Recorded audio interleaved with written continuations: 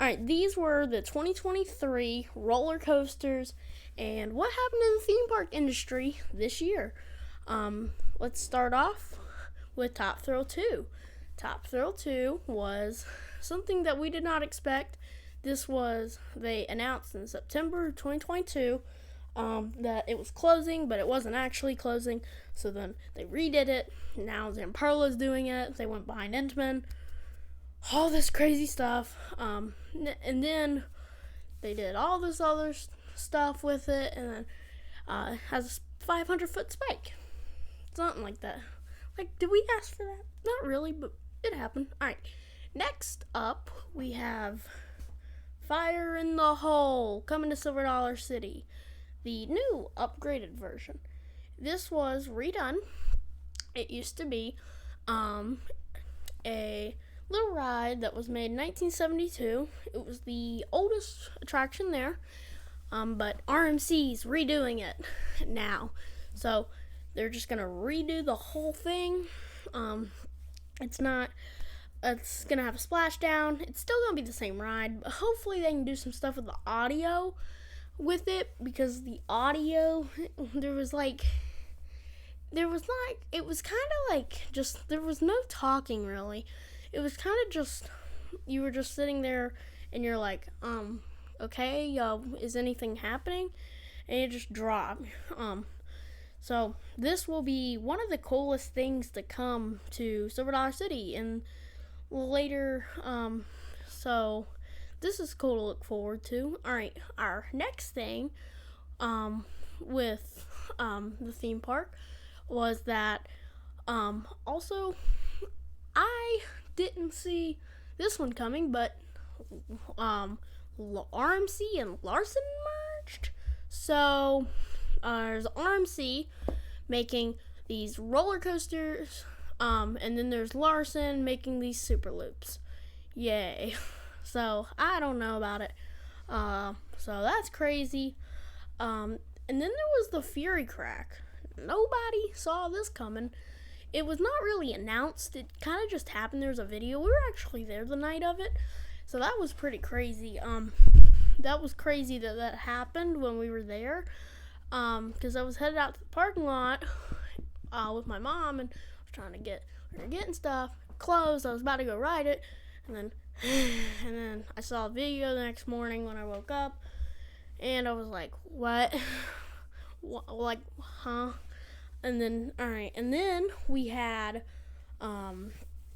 also had crazy stuff that these people will just never look down on, because, we had Pipeline the Surf Coaster. No one saw this coming. A new generation stand-up coaster coming to SeaWorld Orlando. We were like, ugh, why would you bring back one of the most hated models in existence? But this thing you'd be surprised. This thing was great. We also had Kid Flash coasters. These were at Six Flags Over Georgia, Six Flags Over Texas. Not Texas, Fiesta, Texas. This was a really nice addition to these parks. I haven't been on the one at over Georgia yet. I'll get on it, but we had Big Bear Mountain opening this year. And it has limbs. It has linear induction motors, and it's a family coaster. And little babies can ride this thing. Like 39-inch height requirement. Like you could put a little baby on that. This should bring something like a Laugh Coaster, or I don't even know, like Phoenix. So it should bring stuff to this park. Really, really nice. Hopefully Vekoma comes to America with their new rides, not their garbage old rides. We had Iron Menace at Dorney Park. Hasn't gotten a roller coaster in 14 years. So that was pretty crazy. So like that we didn't really expect too much of. I'm going to talk about some stuff that I did not mention in here. Well, there was the Wave Breaker opening. There was Wave Breaker, We had the Hot Wheels roller coaster. We had Falcon's Fury. No one saw that coming. I have a video about that. 7, I have an analysis for that as well. That was the first Axis coaster. That's pretty crazy that they got that, and I think that it would have been better if it didn't go to Riyadh, Saudi Arabia. Like Riyadh, really? It's not going to Six Flags Qiddiya. It's not what you think. They're not going there. It's actually going to a place near Six Flags Qiddiya. So that was pretty cool. Aquaman, I wasn't able really to say anything about that. Let's talk about the biggest thing that happened. This was the best for last. Six Flags and Cedar Fair merged. They merged. Six Flags owns 48.2%, and then Cedar Fair owns 50.8% or something like that. They own more than Six Flags. Just put it 51 to 49. That's the best you could really describe it.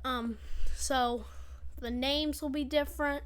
Like, it'll be just, imagine Six Flags over Cedar Point, Six Flags Kings Island, Six Flags Carolyn, Six Flags Worlds of Fun. Or maybe it'll be, here's what I think they would do if they don't change names, is like Worlds of Fun, a Six Flags park. Or like King's Dominion, a Six Flags park. Something like that. They're also like, maybe maintenance will be different because we all know what happened with that. Carowinds.